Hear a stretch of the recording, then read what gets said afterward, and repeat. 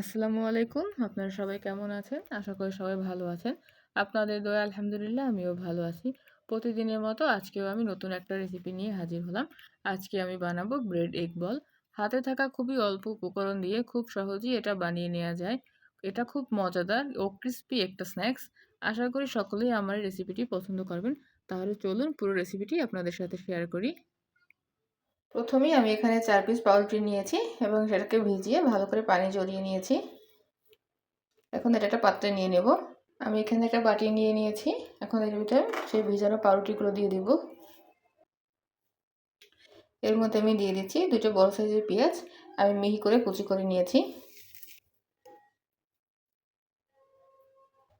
দিয়ে দিচ্ছি কাঁচামরিচ কুচি, ধনেপাতা কুচি, দিয়ে দিচ্ছি স্বাদমতো লবণ, হাফ চামচ গোলমরিচের গুঁড়া, হাফ চামচ চাট মশলা, হাফ চামচ মরিচের গুঁড়া, হলুদের গুঁড়া, হাফ চামচ ধনিয়া গুঁড়া, আর দিয়ে দিচ্ছি নরমাল তাপমাত্রার একটা ডিম। আমি সব উপকরণগুলো হাত দিয়ে খুব ভালো করে মিশিয়ে নেব।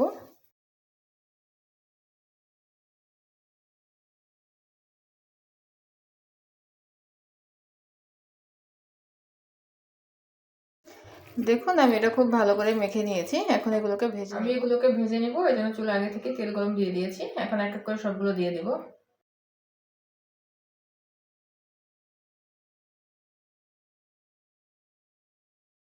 এখন আমি আস্তে আস্তে সবগুলো উল্টে দিব।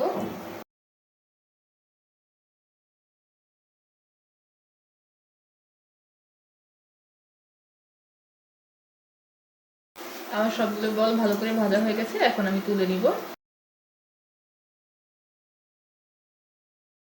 এই যে দেখুন আমি ভেজে গরম গরম সার্ভ করে নিয়েছি আমার মজাদার ক্রিসপি ব্রেড এগ বল। দেখুন এটা কালারটা কতটা সুন্দর আসছে এবং এটার ভিতরটা দেখুন।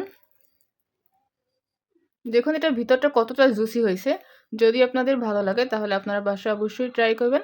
আমার চ্যানেলটিকে সাবস্ক্রাইব করে লাইক, কমেন্ট অ্যান্ড শেয়ার করে সবাই আমার পাশে থাকবেন। সবাই আমার জন্য দোয়া করবেন। আল্লাহ হাফেজ।